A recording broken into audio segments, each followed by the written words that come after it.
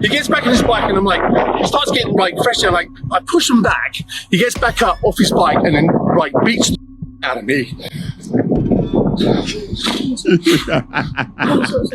Give me them tears, baby. I didn't push back. Them sweet tears. You can see. Oh. Yeah, I see. That's what. And I'm on the floor wailing on me. I was scared. I'm out here with the victim, And all I was doing was trying to clear my bike. So you would have seen him shove me off my bike after I tried to leave peacefully. No, so I'm not accusing you of anything. I know, but like, I'm just saying. What have you seen though? Because if you didn't see that part, the rest doesn't make sense. So all I see is you beating up on him in the grass. Oh, they got the body cam footage for this, and it is disgusting. I can't believe this. Karen is over here crying like this. Sad, sick, and pathetic. So it looks like the Jack Reacher situation is not officially over, and we ain't gonna let this one go because it is a perfect example of how a situation can turn real at any given moment, especially when your family is involved. And let me be clear yet again, I don't advocate for violence over here. I advocate for avoidance first. I advocate for responding intelligently to a situation, but when it gets forced your way, you cannot be afraid to stand up and protect yourself and what is yours. The body cam police footage is officially out, and this blithering Karen idiot, oh, it's just so disgusting. So we got to go through it and extract the lessons out of it. So let's get right into it without further ado. An actor known for his buff physique and wild action stunts on the hit Amazon Prime show Reacher allegedly faced off against one of his neighbors in a real-life physical confrontation. But there is a lot more to this story than maybe just that one viral video you may have seen. Yeah. He gets back up off his bike and then like beats the a situation like this, which I'm sure looks bad for me, but it's self-defense. Including what seemingly happened from Alan Ritchson's point of view. I've called them already because you'll be driving around the neighborhood like a lunatic. Yeah, you may have seen bits and pieces of this story. We have so much more. Welcome to Sidebar, presented by Law and Crime. I'm Jesse Weber. Let's do this. Alan Ritchson might be one of the most formidable looking actors in Hollywood right now. I feel very comfortable saying that. Have you seen this guy? 43 years old, best known as the star of the show Reacher, stands 6'3" tall, more than 200 pounds. Most of it is pure muscle. Yeah. So I have to say, it was pretty shocking to see this video of him apparently attacking one of his neighbors in Brentwood, Tennessee, this affluent area outside of Nashville. Okay. That was the initial accusation. That was the initial belief. Yeah. But then there was a lot more to the story. Okay. A lot more video that helped tell this story. Yep. Because now we have newly released body cam footage and video from Ritchson's own camera strapped to his chest that apparently shows what may have happened before and after this viral confrontation. So now you're gonna have a 360-degree picture of what went down. And we're gonna talk about where all this footage came from, but just here's a sample. He's obviously a liar. He said I hit him on the bike, called me he was instigating, whatever. He was obviously the aggressor here, in my opinion. Okay, so let's start with the witness video. Okay, so we already covered half of this from the last video, the neighbor footage, and then the initial body cam that Mr. Reacher had on his person. But this drop is going to be a much more full version because it's going to be the police body cam on top of that, which will completely remove any of the guesswork, any other additional inclination that he was in the wrong, and continue to expose anything that we missed. March 22nd, you know what it is. It quickly swept the internet. Everybody was talking about it. Went viral. Now, because of YouTube guidelines, I have to be clear, we can't show you the first few seconds of the witness video where Ritchson apparently hits a man identified as Ronnie Taylor multiple times as he's on the ground. That was, again, the allegation, the accusation. But the camera then zoomed. And it's so funny because, like, why would you throw yourself out there if you can't even fight, right? So they're not going to play the fight. I'm going to play it. I cannot play at least the first couple of seconds of it because it shows fighting, which is against guidelines. So I'll narrate it, but you'll see just from the still image that Alan is delivering a swooping right hook to a downed opponent. But let's proceed. Oh, bam. Okay, that was one. Ha! Two. Oh, he's throwing the uppercuts with the, you could tell he knows how to throw a punch. All right, so he's walking away. On Ritchson as he appears to walk away, picks up his green motorcycle, pushing it onto the grass, falls over. Now, although there's no audio, Taylor can be seen yelling and waving his arms before he walks up to the driveway of a large home, and Ritchson drives off. This is followed by 2 of his 3 children who are on their own bikes. Taylor did an interview with TMZ after his video of the confrontation came out. It went viral, showing what appeared to be some swelling and red scrapes on his face. But Ritchson himself hinted that there was more to the story. Yeah. He posted a quote attributed to Napoleon on his Instagram saying, "Never interrupt your enemy when he is making a mistake." Come on. So, what do we do? And also, too, I absolutely love, and like people really weren't talking about this, was Ritchson. They got me on the last video for keep on saying his last name wrong. Ritchson's kids, you want to talk about unfazed, unbothered, know that they dad is a protection workhorse, just had to sit quiet, let Pops do his damn thing. That's how you know that you building strong sons. How the son's more stoic than the Karen across the street. But anyway, let's proceed. Story. He posted a quote attributed to Napoleon, right, to see what else happened here. What was the other angles, okay? And that is what we have. That is what I want to break down for you right now. We also have an incident report from Brentwood PD too that explains what multiple officers encountered when they got to this neighborhood. So you're learning a little bit more about the different stages of this investigation. And we learned during the course of our research that Ritchson and Taylor, their homes are less than a mile away from each other in the same neighborhood. And it appears that Ritchson was out for a weekend ride with his kids. Now, one of the officers spoke with a witness who said he was driving when he, quote, saw a male in a blue shirt, later identified as Ronnie Taylor, approach the male on a bike, later identified as Alan Ritchson, in the middle of the street, and they were yelling at each other. The witness then stated they both started pounding on each other and stopped. Then the male on the bike drove away. The incident report continues. I was also able to review video footage from the neighbor's camera, who Sergeant Thigpen also spoke with. This video showed Mr. Taylor approaching the middle of the street, Mr. Ritchson falling off his motorcycle, then getting up and pushing Mr. Taylor back towards his residence. Then, as Mr. Taylor falls backwards, Mr. Ritchson is seen steadily walking up towards Mr. Taylor, but the video is unable to show what occurs afterwards. This is important because in any self-defense analysis, you have to ask, who's the initial aggressor, right? Who started the physical altercation? Who presented the first threat? An argument could be that when you look at the video, at least characterized by law enforcement, it appears to show Taylor as the one who started. He allegedly goes in the middle of the street to stop Ritchson, who's driving a motorcycle. An incredibly dangerous act, right? Or alleged act. Here's Tennessee law on this, by the way. It says, quote, a person who is not engaged in conduct that would constitute a felony or Class A misdemeanor, and by the way, I'm sure if this ever went to trial, Taylor would make the argument that, look, Ritchson was speeding up and down, right, and maybe he was violating the law, but I think that could be a stretch. Anyway, a person who's not engaged in conduct that would constitute a felony or Class A misdemeanor and is in a place where the person has a right to be, again, the argument would be Ritchson and his children are just driving as they can on a public street. They're allowed to do that. So this person, where they have a legal right to be, they're not breaking the law, they have no duty to retreat before threatening or using force against another person when and to the degree the person reasonably believes the force is immediately necessary to protect against the other's use or attempted use of unlawful force. There's a second provision to this section. No duty to retreat before threatening or using force intended or likely to cause death or serious bodily injury if the person has a reasonable belief that there is an imminent danger of death, serious bodily injury, or grave sexual abuse. That last part doesn't apply.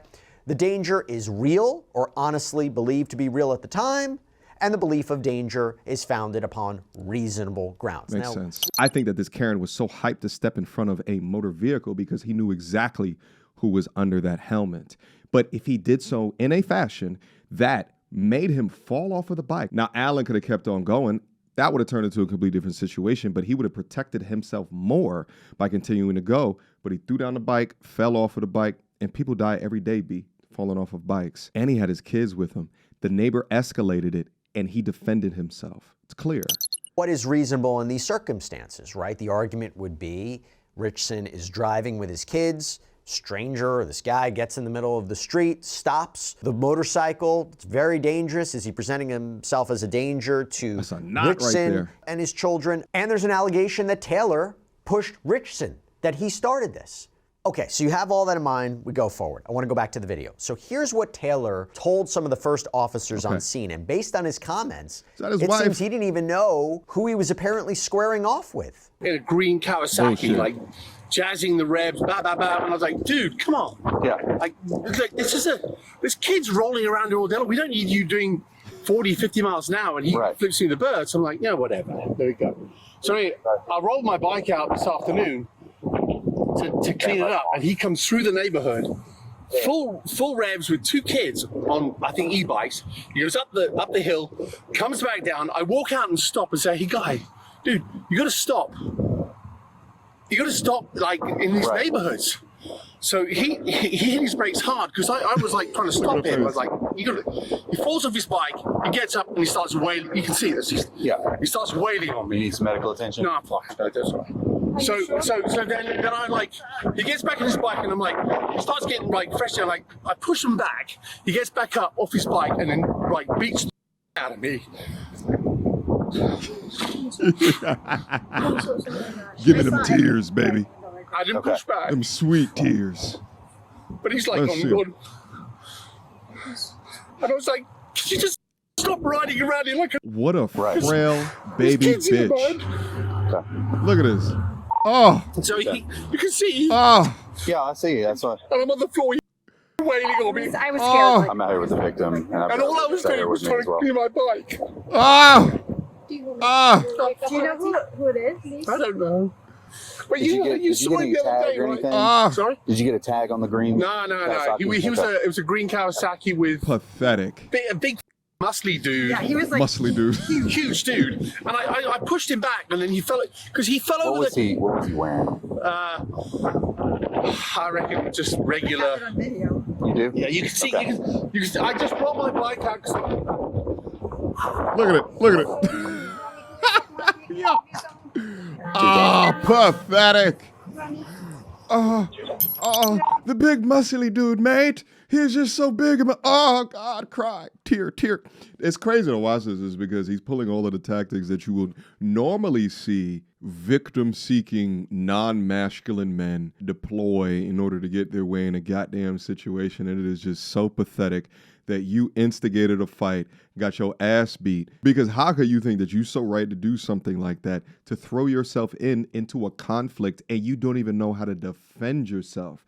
Him whooping your ass had nothing to do with him being a big muscly dude and everything to do with you don't even know how to fight, baby. But here you go crying with your weak, pathetic, simple ass, goofy ass, trying to get sympathy from the police officer and getting sympathy from your neighbors. I don't know if the other chick is your wife, but it's just, oh God, this shit just... It's just, I gotta go to the gym and do squats right after this because it's draining my masculinity and my testosterone watching this ridiculousness. I know he said he didn't want any, but he's got a pretty large abrasion on his head. Yeah.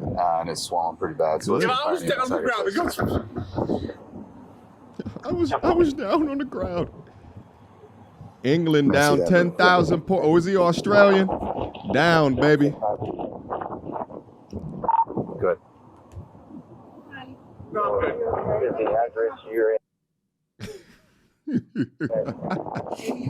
Temple, that's where the orange dirt bike is at. No, she's... By the way, if he didn't know who the guy was, how you gonna go reach out straight to TMZ to have a conversation about it? Well, I'm so fed up with people riding through our neighborhood at these crazy speeds. Is that how it's? Because I think I just heard you guys. Well, I heard him revving and because I ride motorcycles all the time, so I kind of like, I know, and I'm very respectful. I'm sorry, officer. No, you're good. So I do have, just given the size of that knot on your head, I am going to have fire and EMS just come out. You can refuse. I'd rather them check you out. Big, buddy. Yeah, I'd rather you be checked out. Because he laid a couple of... I didn't try to hit him back. I did push him. I was like, enough is enough. Because he hit me once. I was like... and then he, like, when I went to the ground, he, like, rolled onto me and, like, laid in... It was in front of these 2 kids, which I find disturbing. Oh wow! I can tell you, officer. I did push him once. Well, I mean, it looked like it was after he had already struck you. Yeah, I did push him away because, and then when I pushed him away, his bike fell over. I think I'm not sure if you have it on camera or not, but there'll be cameras there. And then when he did that, he just like wailed on me, and when I went to the ground, he just beat out of me, which is why I went into it. Like I wasn't gonna fight him. He's a big dude. I wasn't interested in that. He's like, have you had a drink? Have you drink? I said, yeah, I had a drink while I'm watching the soccer today in my house. And I bring my bike out, and you can see I was bringing my bike out to clean it. He comes around the corner with, it's just it's unnecessary. And go enjoy yourself with your bike, but don't ride around at unnecessary speeds, especially with 2 kids with you. With him. So in front of the 2 kids, he literally kicked the out of me. Yeah. And I wasn't gonna fight back. Good. Right. But he did his work on me, and I absolutely want to press charges for sure. Okay. Listen, All right. the absolute, and he wants to press charges. Oh, you are so, the absolute lunacy, right, to cast judgment on Mr. Reacher for defending himself when the kids are present. Meanwhile, you see nothing wrong with your drunk, emotional, irrational behavior when those same kids are present. The kids watched a man defend himself from a suboptimal male. You understand that? I wouldn't normally, but the fact that he like went once and twice, I just don't think it's How you gonna start it and want to press charges? Oh, it's unnecessary. How are you? Yeah, how you doing? Better days. Okay, almost catch up. Where you hurt? I haven't seen him yet. So I know he's up there, but so neighbor across here, she was in the window right there. She filmed it. I just got the email sent to me now from her, so I've got video footage of it. And then neighbor here also came out, and they've got a Ring camera. And then also a camera up on the side of the house there that may have caught it. And hopefully we can at least get something. So is it the dad? Oh yeah, he's a big dude. So then a sergeant arrives on scene and figures out it was likely Alan Ritchson involved in this altercation. And the sergeant is able to get him on the phone first. Take a listen. Hello? Hey, is this Alan? Yes, it is. Hey, Alan, this is Sergeant Townsend with the Brentwood Police Department. Hey, so I'm down the street from your house. I understand there was an altercation that occurred on the other side of the neighborhood. I'd like for you to come out and talk to me. Yes, there was. Okay, can you come out and talk to me about that? Yeah, I'm the only caretaker right now with my kids. I got 3 kids inside, so if you guys are close enough, I can come out. Okay, yeah. I'll just meet you on your front porch. Yeah, you got it. Okay, perfect. Thank you. Bye. Hey, Alan. Hey, how you doing? Hey, good. I'm How are actually you? surprised he didn't get his I'm trying lawyer. to contact my attorney. Yeah. Oh, you're good. Yeah. I think you remember Officer Smith from yesterday. Oh yeah. Yeah. It's been a weird 2 days. Look at that house. So all we want to do is talk about what happened over there. Okay, obviously my life is a very high stakes one, Sure. Yeah, very public. So I think I need my attorney you do. to just be privy to this. Ritchson seems to try to get his lawyer on the phone, but it's a Sunday and he doesn't answer. And a quick note here, the sergeant makes reference to his fellow officer possibly being recognizable from yesterday, and Alan Ritchson says he remembers her, but there's no further information about what it might be talking about. Could be anything, just wanted to highlight that. Now at first, Ritchson seems kind of hesitant to answer any questions. In fact, this is according to the incident report too, they make note of that. But when the sergeant brings up the witness video, Ritchson says he also caught the whole thing on his cell phone, which had been strapped to his chest. Yeah. There's video of the incident, right? It doesn't show the whatever started it, but it does show you beating him up pretty good. Did he cut out the rest? This was from a neighbor. I'm just letting you know there is. Did he cut out the part where he shoved me off the bike? So this isn't from him. This is from a third party Was witness. it cut though? Was it edited? No. So you would have seen him shove me off my bike after I tried to leave peacefully. No, so I'm not accusing you of anything. I know, but like, I'm just what saying. have you seen though? Because if you didn't see that part, the rest doesn't make sense. So all I see is you beating up on him in the grass, right? You missed the rest. Which is why I'm here, because it doesn't look good for you, and I want to figure out what happened I'll show you before the that. tape, dude. Let's just watch it together. Good. Listen, him having the tape. You also need to do a toxicology report. He smells like alcohol. Yep. Okay. This is it. Yeah, is that your blood? Do you need medical attention or anything like that? It's on your elbow. Yeah, I felt pretty hard. You can sit right here. So let's take a look at what he apparently showed the police. Kidding me, dude? Exactly what you doing? Are you kidding me, bro? For what? For what? Get for what? Yep. Stand in front of a bike again, dude. For doing what? You threatened my safety, bro. Are you kidding me? I should knock you the fuck out right now. Go ahead, knock me out. Go ahead. I've called the BPD. I've called them already because you've been driving around this neighborhood like a lunatic. Really, there's kids riding around here. Go ahead. It's all on camera. Go ahead. Are you drunk right now, bro? Go ahead. Are you drinking? Go ahead. Call the police. Out of your mind, dude. Call the police. You're lucky to knock you out, bro. Go ahead. Go ahead. I called the police. Unbelievable, dude. I called the police. This is. It's on camera. You're riding around here like a lunatic. I should have run you over, dude. Yeah. You did. No, You didn't. did. I'm in my house, taking my bike. You're driving around like a lunatic. Well, I'm going to leave now because you're. Go ahead, leave. Drive around the neighborhood because you're driving around like a lunatic.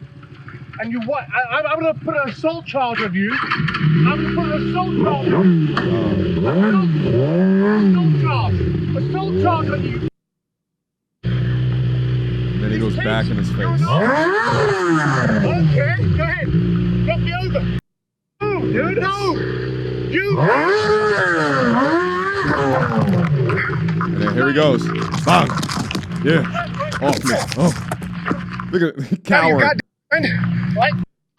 Stay down. I'll stay down. Oh. Like, stupid. That's assault. That's assault. Go ahead. Jesus Christ. I called the police. It's on camera. That's assault. That's when it goes on the curb.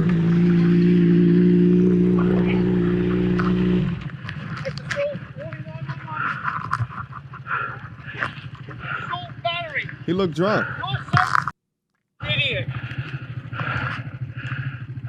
By the way, all on camera. You're assaulting me is all on camera. All on.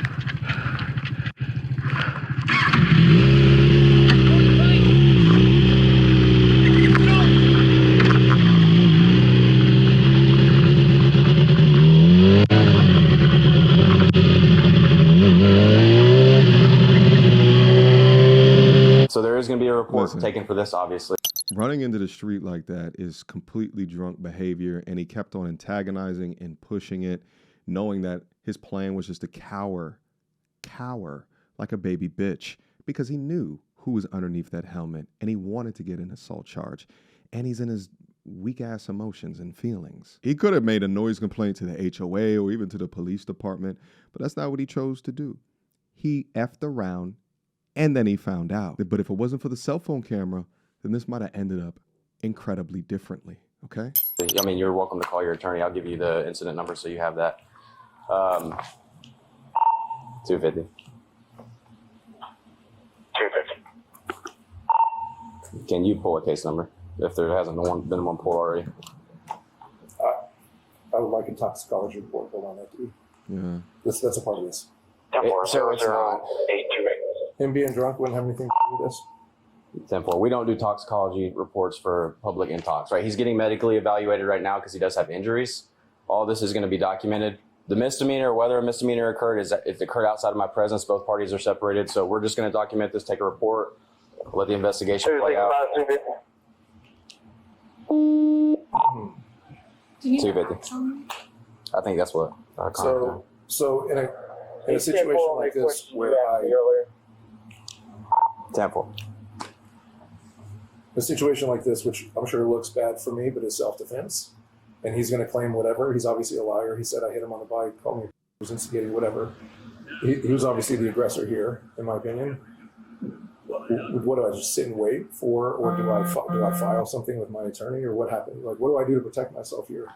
So, I mean, so he's obviously the aggressor. You've got the video stuff right there. So just submit that to us. We'll put that in the evidence log along with all the other witness information and somebody watches videos. everything that they have and they put it.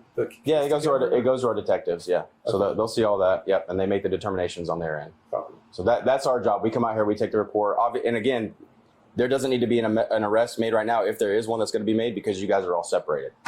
So I've got to collect all the evidence from everybody, get all the witness statements and stuff like that with my officers, and that's what we're doing right now. Okay. That's why I wanted to come and talk to you, because you've got a side of the story, right? Sure do. Like, even though he started the phone call to the police, I feel like he was the aggressor, no self-defense. Obviously, he put his hands on me and pushed me off my bike. I needed to make sure myself and my kids were safe. I think he should have to be fearing arrest right now. So, but how do I make that a part of this, or will they determine based off this that actually he should be arrested? You didn't call first. So we'll go based off of all the evidence that we have. That's going to be taken into account. Obviously, the other video, which is consistent with what that shows, and then the witness statements from people that saw. And that's what we take into account, right? And then his injuries, obviously. And there is some blood on your elbow. Do you have any cuts or anything like that? Yeah, I mean, I wiped out pretty hard. At gym, my thumb's super bad. Okay. All right. Do you mind if I go grab my camera and take a picture of that? Okay. Perfect. Okay, so now you have that video. But also, the sergeant documents Ritchson's apparent injuries. Quote, an abrasion on his right elbow that had bled through his shirt. And the actor claimed he had 2 jammed thumbs, said he didn't need medical attention though. He also says there's some damage to his bike, but he seemingly didn't want to have it documented at that point. The only person endangering anybody here was this dude. The only aggressor was this dude. It only got unsafe in the environment or the neighborhood when he started being the aggressor and jumping in front of bikes and pushing people off bikes. Why? I feel unsafe with him in the neighborhood right now. I feel unsafe with my kids going out in the neighborhood.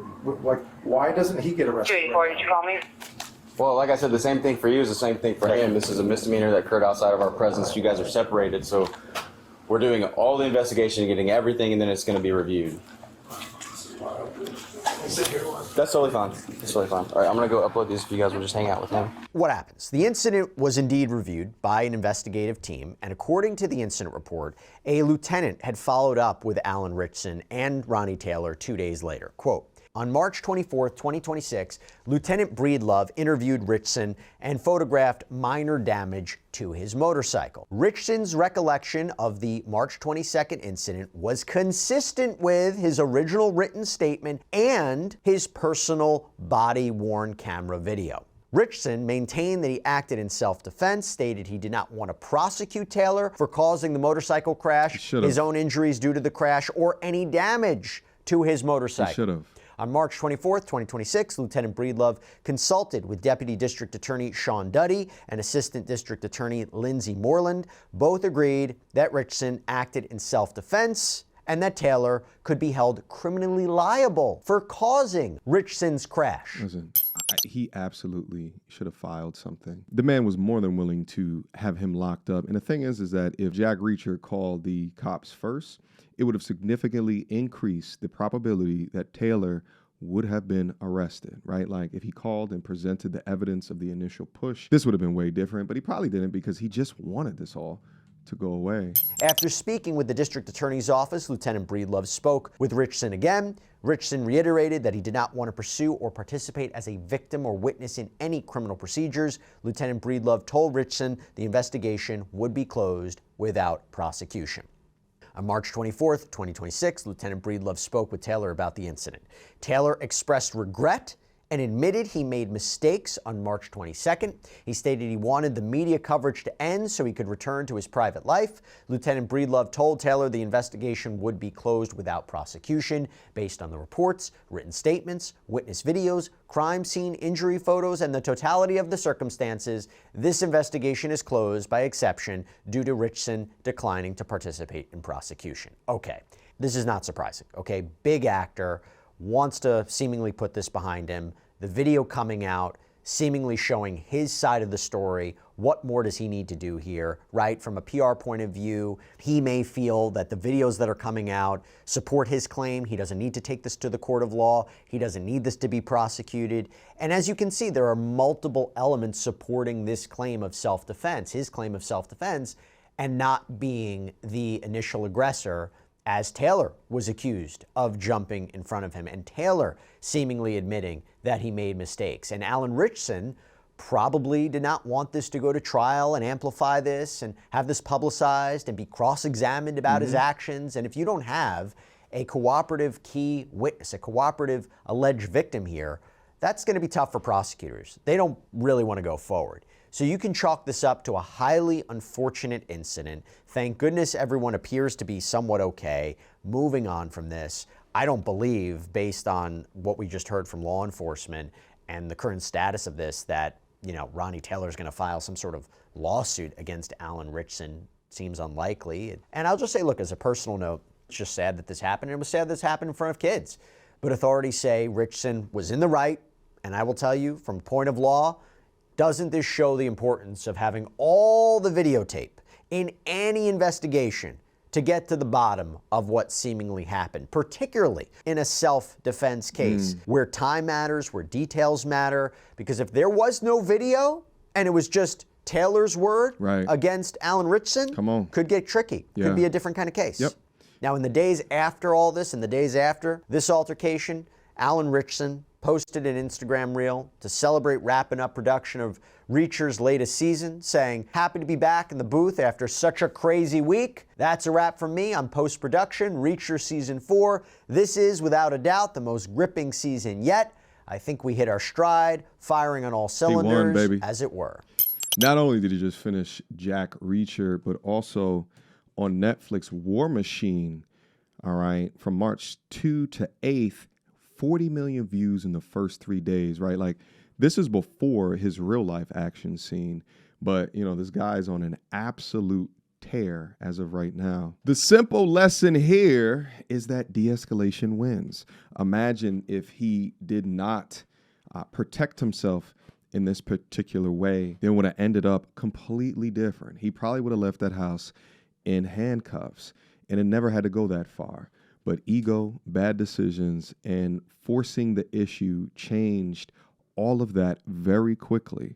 And once you put other people, especially kids, in danger with your drunk, dumb actions, then you don't get to act surprised when it ends badly. That dude was ready to try to ruin Jack Reacher's life over something that he started, further exemplifying that there's just people around us that just don't operate in a logical or rational way.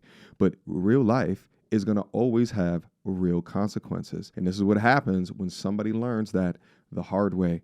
All right, guys, thank you for stopping by yet again. As I always say, I love you. Protect yourself at all times.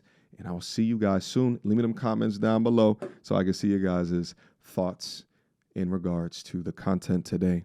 Until next time, peace. So without further ado, MTR, cut through the BS like we in charge. No cap with the rappers like steel bars. I'm packing and rapping like here we are. Here we are. Mediocre tutorial reviews. Like, comment, share my views. Come up and I paid my dues. Big step in my black way shoes.